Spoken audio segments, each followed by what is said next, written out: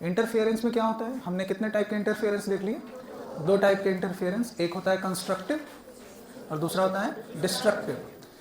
तो जब भी कंस्ट्रक्टिव या डिस्ट्रक्टिव इंटरफेरेंस होगा उसमें 2 वेव्स आपस में मिलेंगे, ठीक है।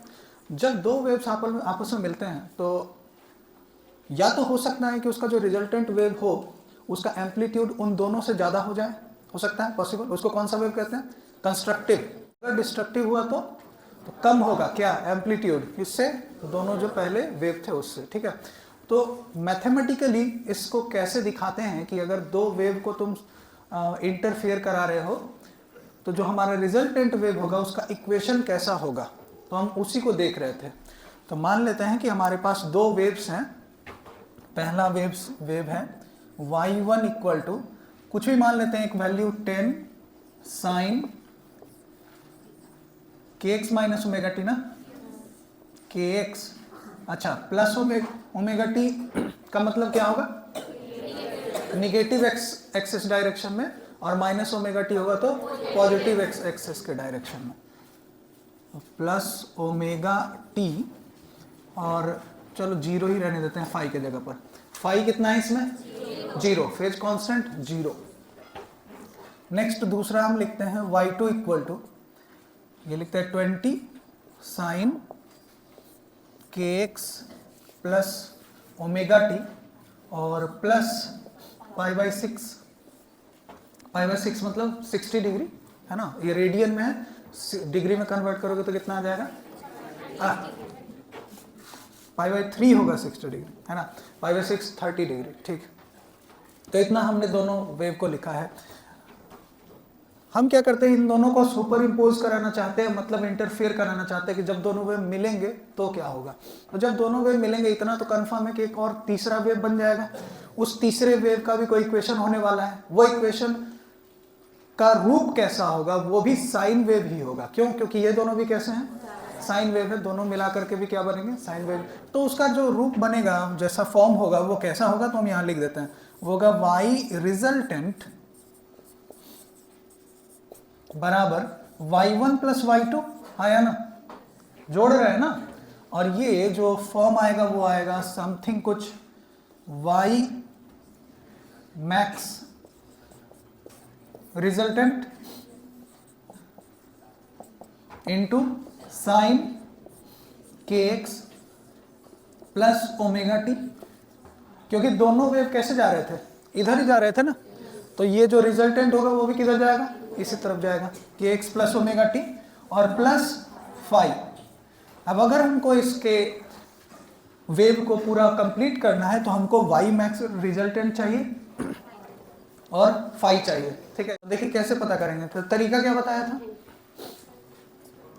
दोनों जो वेव हैं उसका जो एम्पलीट्यूड है उसको क्या मान करके चले, एक वेक्टर की तरह ट्रीट करते हैं इन दोनों को, ठीक है। तो वेक्टर की तरह ट्रीट करोगे उसी को कहते हैं फेजर डायग्राम। और कैसा वेक्टर होना चाहिए, तो ऐसा वेक्टर जिसका कि जो टेल है वो एक ओरिजिन पर फिक्स रहेगा और वो वेक्टर घूमेगा किसके अकॉर्डिंग, जो वेव का डायरेक्शन है उसके अकॉर्डिंग। तो वेव अगर घूम रहा है निगेटिव एक्स एक्सिस में तो फेजर कैसे घूमेगा, ऐसे, मतलब इसको क्या बोलेंगे, एंटी क्लॉकवाइज। और अगर वेव चले उस तरफ तो ये घूमेगा कैसे, क्लॉकवाइज। इतना क्लियर है, ठीक है। तो अभी वेव किधर चल रहा है, निगेटिव एक्स एक्सिस ना, तो निगेटिव मतलब ये ऐसे घुमाना है, ठीक है। तो चलो हम बनाते हैं फेजर। तो जो इसका फेजर बनेगा, यहां ये है पॉजिटिव एक्स एक्सिस, ये है वाई एक्सिस, ये कौन सा, एक्स एक्सिस। तो ओरिजिन मतलब यहां पे फेजर का जो टेल है वो यहां पे रखा रहेगा, और फेजर एक एरो हेड मतलब तीर की तरह होगा। लेकिन जो पहला फेजर लिखेंगे, मतलब ये वाला 10, पहला y1 का फेजर, तो वो कैसे लिखोगे, किस तरफ लिखोगे, तो वो कितना एंगल ऑलरेडी कवर कर चुका है, कितना एंगल कवर कर चुका है, देखो kx प्लस ओमेगा टी, 0 नहीं ना है, नहीं, कितना है, kx प्लस ओमेगा टी पहले ही कवर कर चुका है। तो कहां से लेते हैं एंगल, तो यहीं से लोगे ना, इस जगह से। तो kx प्लस ओमेगा टी, मान लेते हैं ये वाला जो वैल्यू है कितना है, kx प्लस ओमेगा टी, ये वैल्यू हो गया, ठीक है।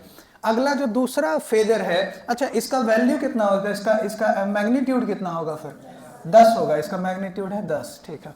दूसरा जो फेजर है, मतलब इसके लिए लिखेंगे तो उसका मैग्नीट्यूड कितना लिखेंगे 20, और वो कितना एंगल बनाएगा एक्स एक्सिस से, वो बनाएगा kx plus omega T plus pi by 3। तो वो इससे तो ऊपर ही ना दिखेगा, तुमको इधर ना घुमाना है, ठीक है। तो ये कुछ ऐसा दिखेगा, ठीक है। और ये कितना एंगल बना रहा होगा, पूरा कितना बना रहा होगा kx plus omega T plus pi by 3। और अगर हम पूछे कि बताइए इन दोनों के बीच में, तो हम एक अलग डायग्राम बनाते हैं। एक मान लो कि ये होता y1 और ये होता y2, तो इन दोनों के बीच में कितना का एंगल था, पाई बाई 3 का एंगल था, ठीक है। और अब हम क्या करेंगे कि सिंपली इन दोनों को वेक्टर की तरह ट्रीट करके और इसका रिजल्टेंट निकाल लेते हैं। तो हमको क्या निकल जाएगा, y मैक्स रिजल्टेंट। तो इन दोनों को वेक्टर की तरह ट्रीट कीजिए। तो जब इन दोनों को वेक्टर मान लें तो हम क्या कर सकते हैं, दोनों को ट्रायंगल रूल ऑफ एडिशन लगा सकते हैं, है ना। तो हमारे पास दो वेक्टर है y1 और y2, और दोनों के बीच में जो एंगल है वो है 60 डिग्री पाई बाई 3, और इन दोनों वेक्टर का एम्पलीट्यूड गिवन है कितना कितना, तो y1 मैक्स दिया हुआ है यानी उसका एम्पलीट्यूड दिया हुआ 10, और y2 मैक्स दिया हुआ है कितना 20। तो हम ऐसे लिखेंगे मॉड ऑफ y1 मैक्स वो कितना दिया हुआ है 10, और मॉड ऑफ y2 मैक्स ये कितना दिया है 20, और एंगल कितना हो गया पाई बाई 3। तो थीटा कितना है यहाँ पे पाई बाई 3, ठीक है। अब दोनों वेक्टर का तुम पैरेललोग्राम रूल याद करो, क्या होता है, y रिजल्टेंट बराबर होता है square root of y1 plus y2, y1 square plus y2 square plus 2y1 y2 cos theta. तो इस फॉर्मूले का यूज करते हैं, तो यहां से लिखेंगे क्या, y मैक्स रिजल्टेंट, यही ना आएगा, ठीक है, बराबर कितना लिखोगे, स्क्वायर रूट ऑफ कितना 10 का स्क्वायर प्लस 20 का square plus 2 10 into 20 into cos कितना पाई बाई 3। इसको सॉल्व कर ले तो कितना आएगा, ये याद आएगा y max resultant equal to 100 400, और ये हो जाएगा 400 और बटा 2 मतलब 200 700, टोटल आ गया 700, मतलब 10 रूट 7, एम्पलीट्यूड मिल गया। अब दूसरा काम क्या होता है कि जो रिजल्टेंट वेक्टर मिला है, जो रिजल्टेंट फेजर है, तो उसका भी एक डायग्राम बनाते हैं। तो रिजल्टेंट फेजर का डायग्राम बनाते हैं। मान लीजिए कि जो रिजल्टेंट फेजर रहा होगा, y1 ऐसे था, y2 को हमने यहाँ लगा दिया, ट्रायंगल लॉ से ऐसे लगा दिया। अब जो रिजल्टेंट होगा वो ये होगा, है ना, और यही क्या होगा y1 प्लस y2। तो y1 और रिजल्टेंट वेक्टर दोनों के बीच का जो एंगल है वही क्या है फाई, ठीक है। अब ये फाई निकालने का तुम्हारे पास एक और फॉर्मूला है, ट्रिगोनोमेट्री, ये जो वेक्टर में तुमने बहुत पहले पढ़ा था, कौन सा फॉर्मूला है यहाँ पे आएगा, लिखेंगे tan फाई इक्वल टू कितना होता है b साइन थीटा। तो यहाँ क्या लिखोगे, b के जगह पर कितना है y2, तो लिखेंगे y2 साइन थीटा, थीटा है ना, हाँ थीटा ही लिया ना, थीटा, और divided by y1 plus y2 cos theta.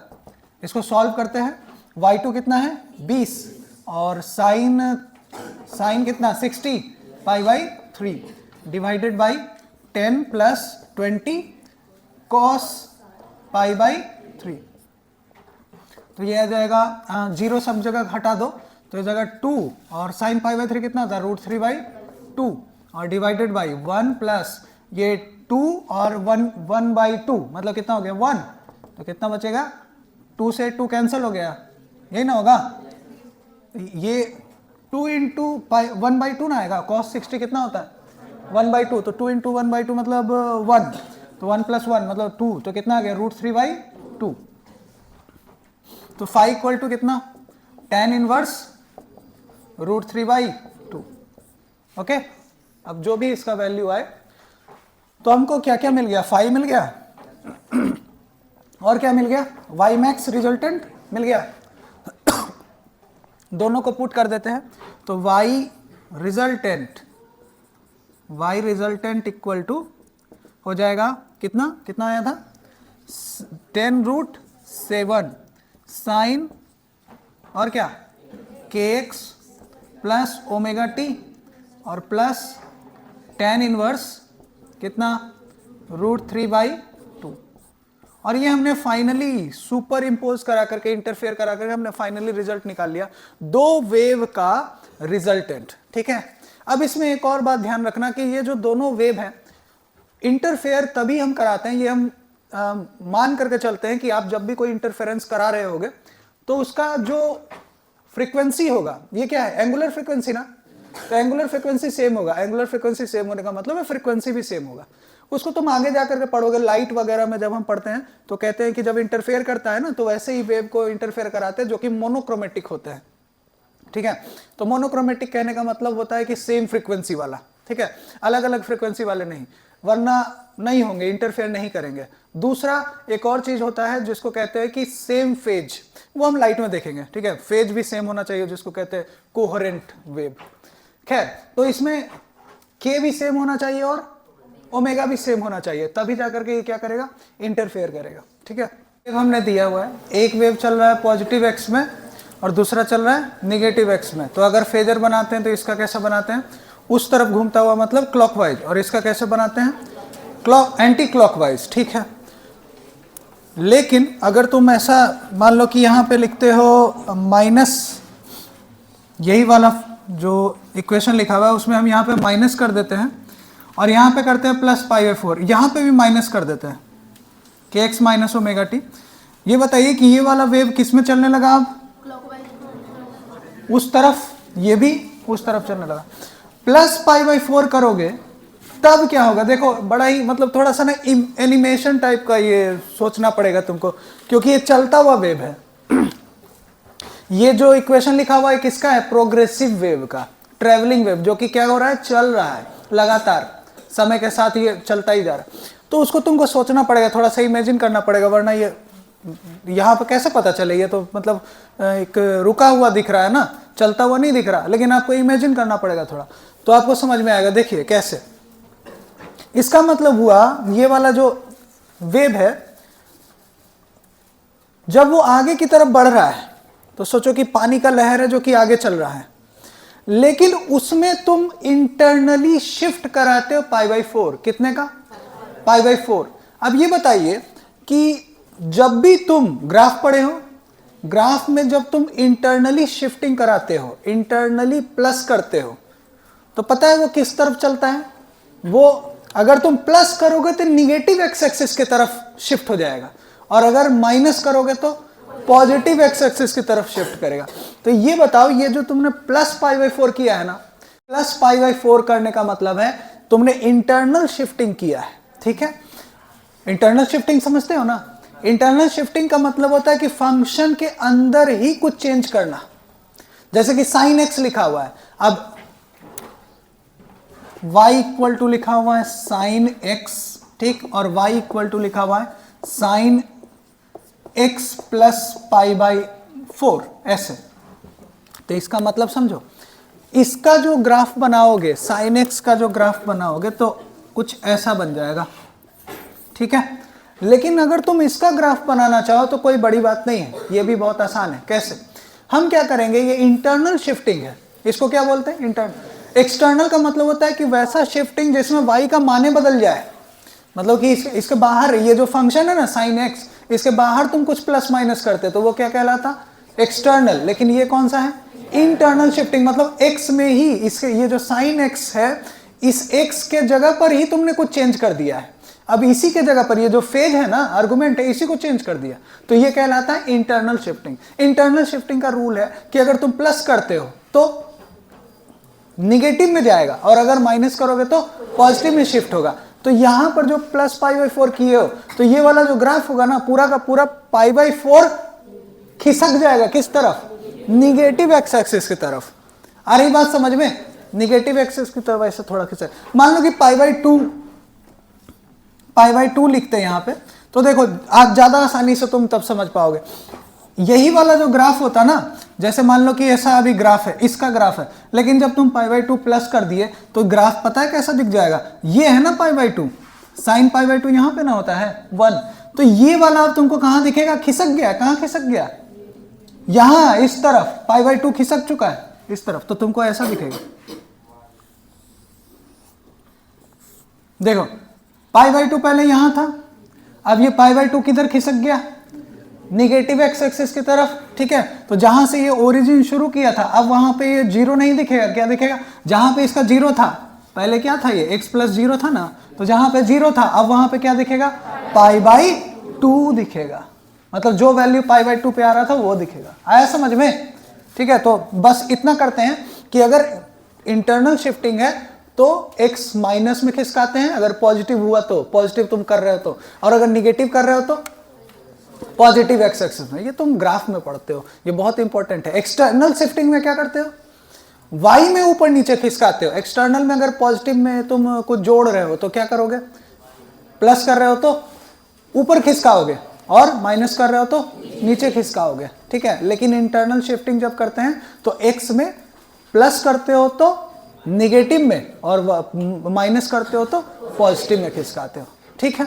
वही काम यहां पे हो रहा है। देखो ये बेचारा किधर चल रहा था, उस तरफ चल रहा था ना, ठीक है। लेकिन तुमने इंटरनली शिफ्टिंग किया और क्या किया, प्लस कर दिया ना, प्लस कर दिया तो किधर खिसक जाएगा, पीछे। तो जस्ट ऐसा दिखेगा, इमेजिन करो कि वेव चल रहा है चल रहा है चल रहा है, बड़े बढ़िया चल रहा है, लेकिन जैसे ही तुमने कुछ उसमें ऐड किया तो वो थोड़ा सा पीछे खिसक गया, फिर चलने लगा, किधर, आगे, फिर आगे चलने लगा। ऐसे सोचो कि किसी ने उसको खींच लिया कुछ देर के लिए, और कितना खींचा, π/4, और फिर कहां चलने लगा, आगे चलने लगा। फिर अगर मान लो कि तुम π/2 कर देते हो प्लस, तो कितना पीछे खींचा जाएगा, π/2, फिर किधर चलने लगेगा, आगे चलने लगेगा। आई बात समझ में। तो इसी का अगर हम ग्राफ बनाना चाहें, ये पूरा इमेजिन करना पड़ेगा, वरना तुमको ये देखना पड़ेगा एनिमेशन इसका। तो इसका जो ग्राफ बनेगा फेजर, वो देखो ध्यान से कैसे बनेगा। इसका हम बनाएंगे y1, जो बनाएंगे तो y1 मान लीजिए kx माइनस ओमेगा टी है, वो हमने बनाया यहाँ पे, ये है y1। अब जो y2 है उसको ध्यान दो, किधर चलना था इसको, आगे की ओर इस तरफ चलना है, तो इसका जो फेजर घूमेगा वो भी इस तरफ घूमेगा, ठीक है।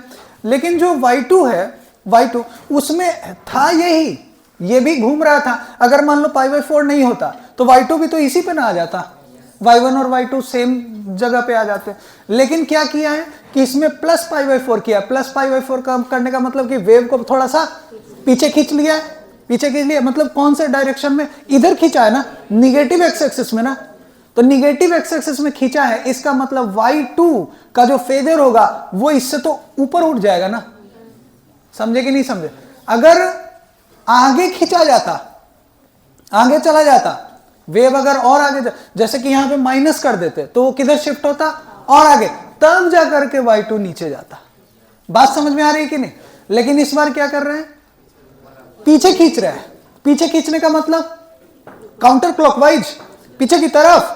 आया समझ में। तो y2 किधर होगा, y2 दिखेगा तुमको इधर, ऐसे दिखेगा y2, और दोनों के बीच में एंगल कितना है, π/4। इसका मतलब हुआ कि जो अब ये बताओ कि चल तो रहा है इस तरफ क्लॉकवाइज, बताइए कौन पीछे चल रहा है, कौन आगे चल रहा है, y1 आगे चल रहा है और y2 पीछे चल रहा है। हाँ ये सही है, आया समझ में। y1 आगे और y2 पीछे, इस दोनों केस में क्लियर है। और कितना आगे चल रहा है y1, π/4 रेडियन, y2 चल रहा है पीछे π/4 रेडियन। क्लियर है यहां तक। अगर इसी में माइनस होता तो, माइनस होता तो देखो इमेजिन करो तो सब क्लियर हो जाएगा। चल रहा था इस तरफ दोनों वेव आगे की तरफ, लेकिन अब तुमने इसको माइनस कर दिया, π/4 प्लस नहीं माइनस, तो किधर शिफ्ट होगा, और उधर शिफ्ट हो जाएगा, तो और आगे निकल जाएगा कि नहीं निकल जाएगा, तो और आगे निकलेगा। इसका मतलब y2 और नीचे दिखेगा। क्लियर है ये चीज। हाँ